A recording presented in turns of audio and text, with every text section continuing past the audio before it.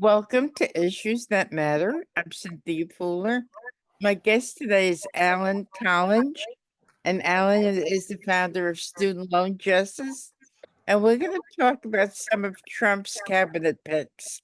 But we're going to start off with the new pick for Secretary of Education. What do you think? Well, first of all, it's Linda McMahon of World Wrestling Federation, I think, fame. She's the wife of Vince McMahon. Uh, and if you remember Donald Trump doing the big time wrestling stuff, Oh, right. Yes. he gets a guy on the ground, he shaves his head. That's Vince McMahon. Well, Linda McMahon is his wife. So, now normally I'd say, okay, well, that's harmless. But the fact of the matter is, Linda McMahon heads a nonprofit, the America First, I think, Policy Institute or something. And this group wrote an amicus brief contesting in the Supreme Court case regarding Joe Biden's attempt to cancel student loans by executive order. So she is not a good guy on the student loan issue. She falls. Now, is she a lawyer? I think she is a lawyer, actually. Okay. Uh, and previously, Trump picked her to head the Small Business Administration last time he was in office. But Linda, to me, seems to fall into the same category as Betsy DeVos. So, in other words, they're sort of a wife of that's married into a very wealthy family. I think the McMahon's net worth is like $2.5 billion. They give Trump a ton of money during his campaign, and he gives them a cabinet pick. That's what happened with DeVos. That I think probably is the dynamics behind this Linda McMahon pick. But Betsy DeVos was not a good person. Her family owned stock in student debt collection companies and so forth. Very conflicted, very anti-borrower. And I hate to say this, but I think Linda McMahon is likely to be a little bit worse, even. She hails from North Carolina, which is the home state of the worst member of Congress on the student loan issue, Virginia Fox. And I don't know if proximity equals, what that means, but for some reason, there are two states in the country, Indiana and North Carolina, where there's just a spike in very anti-borrower organizations, and North Carolina is, I'd say, chief among those. So I'm telling everybody out there, this is not going to be pretty. It wasn't pretty under Betsy DeVos. It won't be pretty under Linda McMahon either. So the first time you heard her name, you knew right off the bat that the people with the debt weren't going to be faring too well, correct? Yeah, that's right. It was pretty obvious. And she might, I don't know, she might politically, she might be a little more savvy than Betsy DeVos. It's kind of hard to say. Still in all, I tell people, I tell people, bulletproof yourself, brace for the suck, and it will suck. But at the same time, I'm not overly, my hair is not on fire. We saw Donald Trump over the first 4 years on student loans. He was as terrible as we thought, but he didn't eliminate the Department of Education like he claims he wants to do now. I don't see that happening. That's not realistic. I think they would like to sell off the federal student loan portfolio to Wall Street. I think they would really like to do that. And in Trump's last year, they were actually shopping the portfolio around Wall Street. But again, I also see that as very unlikely. I think that all of the repayment plans out there are going to grind to a halt as far as actually canceling student loan debt for people who have paid for 10, 20, 25 years. I think we're going to see a 99% disqualification rate like we saw under Trump. So it's going to get ugly. It's going to get brutal. Make no mistake. Um, but I hopefully people won't pack up and leave the country or anything.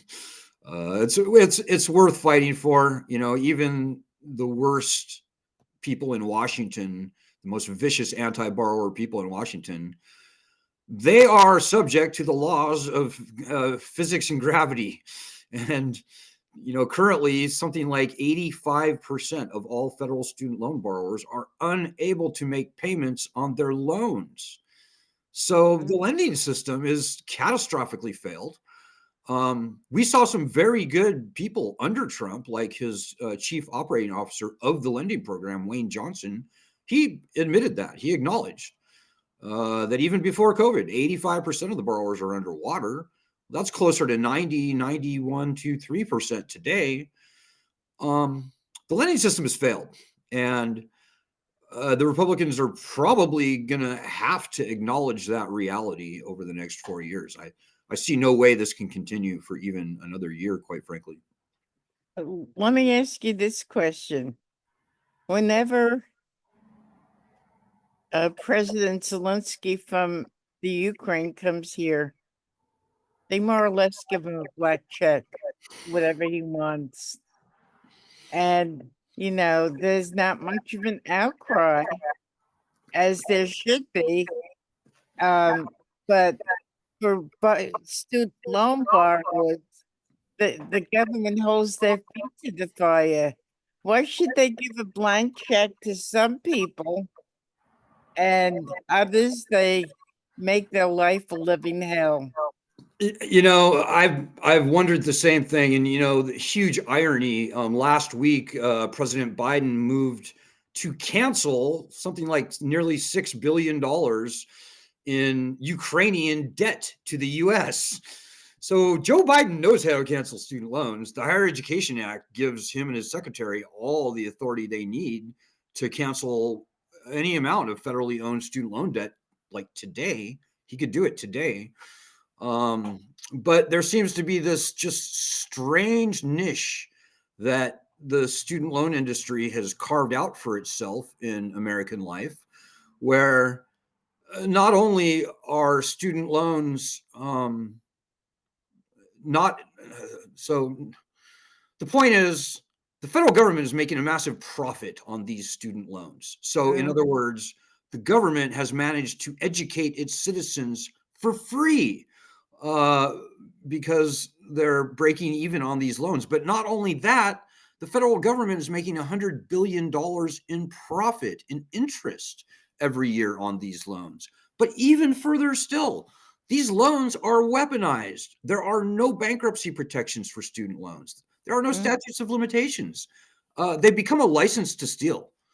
So, you know, to explain the massive difference in the way loans to other countries or even foreign aid gifts to other countries are just thrown out as if our treasury is a drunken sailor versus student loans where these loans are essentially a punishment, a unconstitutional, viciously predatory punishment against the citizens.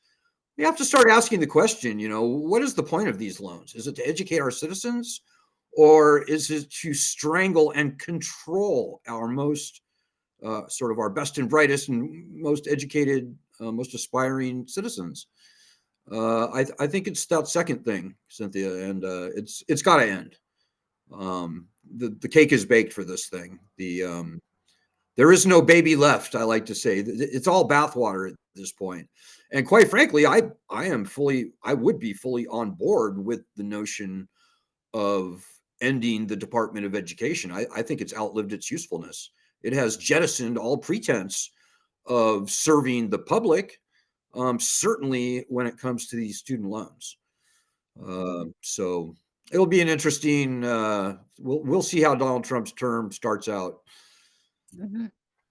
But you don't hold out much hope that this new lady will be better than the previous one, the previous woman in his first administration.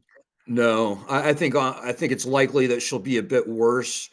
But this really isn't up to her. No matter what the people in Washington try to do or say, there's no saving this lending system. The laws of economic physics just prevent that from being a possibility. The lending system is failed. It's finished.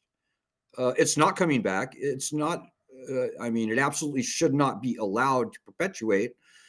If they want to continue lending out $85 billion a year in the full knowledge that they are not going to get that money back, it's just not going to happen. Well, that's idiotic. But the lending system has failed, and Donald Trump should inculcate that fact, acknowledge it, and I think he will. There are bigger forces at work here than just the Department of Education. There are 40 million people out of the 43 million people who are either unable to pay their loans, or they're paying and have been paying for years and years, but their balances are going up. That's more than the population of the state of California. That's a lot of people. Uh, I, Really. I'd say it's the largest, really untethered voting bloc in modern political history in this country. And you mentioned California a number of times because you think that this is where the whole thing stems from, the wealthy people in California who Well, are against student loans. that's a very good point. We're a fiercely nonpartisan group. We can't stand either party. I know I've been bashing on the Republicans up to this point. The fact of the matter is, the Democrats like to claim that they're, on our side, but that is just not true. So that Supreme Court case that I mentioned earlier, Joe Biden's pretty lame attempt at canceling a small amount of student loan debt, that case really turned on comments made by Nancy Pelosi of California under pressure from her billionaire benefactors, this rich San Francisco sort of limousine liberal family billionaires who started whispering in Nancy's ear, and they got her and many other influential California politicians like Susan Rice and others to And Kamala publicly come out Harris. against student loan cancellation, saying the president doesn't have the power to cancel student loans. That's complete nonsense, by the way. Donald Trump canceled student loans by executive order twice. The Higher Education Act, Section 1082, gives the secretary very broad, very unambiguous authority to cancel debt. So this was a sabotage, and it came from California, and it came from sort of old liberal elite money from California, this real estate empire headed by Mary and Stephen Swig. Mm. So the opponents to student loan cancellation span the spectrum from these so-called liberals to conservatives everywhere. But what it is greed, Cynthia. It's greed. They love this unprecedented, profitable, unconstitutional scam, and it is a scam. There are no other loans in this country from which standard bankruptcy rights have been stripped. They Yeah. don't Now, exist. when you first started college, how long did it take you before you realized the whole thing about the student loan crisis? I actually didn't realize until I was a couple years out of college. Nobody does. I mean, the Okay. students have no way of knowing. Certainly at that time, maybe now there's a little bit better information about it. But even still today, um, the students are just absolutely blindsided. They're told that, this is what everybody's doing. This is what you have to do. These are friendly, government loans. They have very flexible repayment options. And, they make it sound like it's the safest thing in the world. In fact, the exact opposite is true. When 85% of the people who take out these loans wind up this being the worst financial catastrophe in their lives in many instances, um, we know that something's gone horribly awry. And that's true for everybody. Nobody really realizes the vicious, predatory underbelly of this loan scam until usually 2 to 3 years after college. Um, Mm, so it's a very clever. It's really a con game. It's a confidence game. wow. Uh, So and you mentioned the word treasury a couple of minutes ago, which leads me into the next segment, and it's the Secretary of the Treasury. And I never really liked Janet Yellen, but you have your misgivings about this new person, right? I do very much so. And the Treasury is very important for the purposes of the student loan problem. Um, I've been doing this for 20 years, Cynthia, and I see things that maybe aren't obvious sometimes, but I can tell you that I have concluded very strongly it's obvious that the Treasury Department is fighting very hard behind the scenes for this loan scam. And so the Secretary of Treasury pick becomes very important. This pick of Scott Bessent gives me great pause, not so much in regards to the student loan problem, but rather, what is Donald Trump thinking? This guy, and I'm firstly nonpartisan guy. I hope and I expect that presidential candidates will be consistent and uphold the ideals that they won the election with. Well, Donald Trump is MAGA. He's supposedly anti-globalist. George Soros, for example, is the evil one in terms of the whole MAGA base. Well, this Scott Bessent, he worked. He's a Soros protege. He worked for George Soros twice. He worked for him for a stint, left, came back, worked for him for another 8 years. And the $5 to $10 billion hedge fund that he now operates, 2 billion of that, the whole thing started with $2 billion in seed money from George Soros. So it's now like a 10 or something $billion fund. Probably 4 or 5 billion, like nearly half of that fund, I'm guessing, but certainly a huge chunk, is owned by George Soros. And so this guy's financial fortunes are linked, joined at the hip with George Soros. Um, he's not going to sell his fund to be the Treasury Secretary. I don't think he may recuse himself from day-to-day decisions, but who knows what that means. So I just have to. I mean, that gives someone like me great pause, and I think many people in the MAGA base are also going, "What just happened?" So I worry, Cynthia. I don't love or hate Donald Trump. I didn't love or hate Kamala. I'm a pretty rational actor. I'm not biased one way or the other. But you have to be very concerned when you start seeing things like that. Another example, Donald Trump was really consistently against electric vehicles until about 6 months ago, when the richest guy on earth, Elon Musk, started throwing hundreds of millions of dollars into his campaign and endorsing him. So all of a sudden, Donald Trump loves electric vehicles. Another example, Donald Trump came in his first time saying he was, very worried about China. So we're gonna make things right with China. We're gonna fight China. We're gonna stick up to China. Well, you know, the Chinese government a couple years later grants his family very lucrative trademarks in the nation of China. And what do you know? All of a sudden, Donald Trump softens his stance on Taiwan. So I'm very concerned that this country may be tipping over into a plutocracy. And I'm singling Donald Trump out for obvious reasons, but this goes well beyond partisan concerns. This is not a Republican Democrat thing. This is a money thing. And Well, I remember way back when, I think when even before his son Barron was born, he was critical of China at that point. So it was way before he decided to run for president. Well, that's right.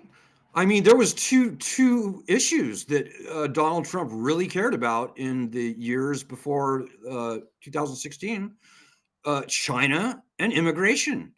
And I guess even previous to that, he had been very worried about China for probably a decade or more. I would guess. Um, so you just have to wonder, if all of a sudden he sort of breaks his philosophical, if he breaks those boundaries and crosses those lines and picks people like globalist Scott Bessent to run the Treasury Department, and all of a sudden is eating chocolate cake with Xi Jinping, you have to start wondering what the heck is going on here. It's like MAGA schmaga. And again, I'm fiercely non partisan guy. I don't subscribe to either political party or any of that nonsense. Um, but you just have to wonder when people start doing the opposite of what you would expect them to do. So, So uh, are you surprised by his picks? I'm always surprised by Trump's picks. You never know. It seems like he makes his decisions on the spur of the cuff. I really liked his pick of Matt Gaetz for heading the Justice Department. Right. Unfortunately, we saw what happened with that. Maybe a little too radical, a little too controversial. Matt Gaetz, believe it or not, was one of the very few Republicans on our side on the student loan issue. And so, my goal with the Republicans starts, and it's true of the Democrats, but it's more important for the Republicans, is to get standard bankruptcy protections returned to student loans. That is the first thing that must happen if we're going to solve the problem at all. And the past 4 years of this nonsense that we saw with student loan cancellation proves that. We'll get student loan cancellation eventually, but that will not happen until we get the leverage of bankruptcy rights returned. Well, Matt Gaetz was one of the 3 Republicans in Congress to co-sponsor very important bankruptcy legislation. So we're big fans of Matt Gaetz in so far as the Republicans are concerned. Also, Mhm. Josh Hawley, John Cornyn, uh, Glenn Grothman in Wisconsin. Also, there's some very principled conservatives out there who understand the conservative nature of the bankruptcy laws. The founding fathers called for uniform bankruptcy laws of a um, as a result of a debtor's revolt. So there was a rebellion, Shays Rebellion. I don't know if you know. Um, right after we won the Revolutionary War, these people in Western Massachusetts, they revolted against debt collectors. They were, stringing these people up in the town square. They were tarring and feathering them. People were dying, actually. And so this compelled the founding fathers to create and draft and pass, ratify the U.S. Constitution. And in that Constitution, ahead of every right listed in the Bill of Rights, ahead of the power to declare war and raise an army, was the call for uniform bankruptcy rights. And Mhm. so I know nobody wants to file for bankruptcy. It's kind of a taboo topic. Certainly, individuals, normal people, they shudder at the thought of having to file for bankruptcy. But the founding fathers knew that it was so important to keep the lenders in check that they put it so prominently in the Constitution. A lot of Republicans out there know this. People from across the conservative spectrum, National Review, the Cato Institute, um, uh, George Mason University, Hillsdale College, etc. All conservative economists know the importance of bankruptcy, uniform bankruptcy laws. So I'm hopeful going forward. I'm always hopeful. Something's got to give. The lending system is collapsing. I would say it's already collapsed at this point, although the media won't report it, which is very interesting. The lending system is toast, and everybody in Washington, D.C. knows it. I think most of the higher education reporters out there know it. Why they're not reporting it is a very interesting question. why this country would want to conquer and enslave its own people, particularly its educated people, in debt is a very interesting question. Um, but I'm quite hopeful. Something's got to give. 40 And million people who are losing sleep over their student loan debt. That's too many people to sweep under the rug at this point. so are you hopeful for Trump's second term, or do you have doubts? Well, if you believe what is put out by the parties, if you believe that Project 2025 is truly what Trump intends to do, I don't think it is. Um, then I think certainly student loan borrowers, but a lot of people, particularly people who aren't very wealthy, should be very concerned. I'm very concerned about plutocracy um, taking over this country. I mean, arguably it already has, and maybe has for even decades. It's just becoming more and more obvious today. I'm very worried, but I do know that the one tonic for all that ails this country is normal people not allowing themselves to be mesmerized, hypnotized, paralyzed by the mainstream media, which today feeds them nothing more than propaganda. I mean, people of a certain age, your age, my age, we've all seen it. We've seen the media go from, 60 Minutes used to do actual investigative reporting. And today it's a joke. They are, We're on 60 Minutes. I was on 60 Minutes. I was on Top Story on 60 Minutes, as a matter of fact. That was right in the years when the media was tipping over into being sort of propaganda outlets. So I caught the tail end of back when it was still doing, real investigative reporting. The number of true investigative reporters out there today, very few, vanishingly rare. It used to be the stock and trade. It used to be what news organizations were proud of. The Washington Post, which is now owned by a plutocrat, I would say Jeff Bezos. It rebranded itself and it adopted this sort of warning that democracy dies in darkness. I have seen the Washington Post coverage, certainly on the student loan issue, under a microscope over the past 15 years. And I would say that that slogan is more of a mission statement for the Washington Post than any sort of a noble warning to the citizenry. The Washington Post is completely in the tank. The higher education reporters there are just absolute jokes. They're just a bunch of nonsense media mouthpiece muppets, is what I like to call them. It's just a charade at this point, and it's very sad because the truth is a very stubborn thing, and no matter how long you try and disguise the truth, it becomes only more glaringly obvious as time goes on. As the truth gets worse and worse, and the media attempts to whitewash it become all the more transparent and obvious. So, Which is why your program and others like it, Cynthia, are so absolutely important. And I hope everybody out there will realize we've got to turn away from the mainstream media. They're not doing any sort of truth but telling but anymore. but that's happening. It is happening. But that Yes. makes programs like yours, people like, I don't know, I would say Matt Taibbi, a small number of other independent journalists out there who are doing really, really good work. It's very important to support programs like Cynthia's. I'm not sure where you're going to show up in my thing. Support Cynthia Pooler in this program. Support independent journalism.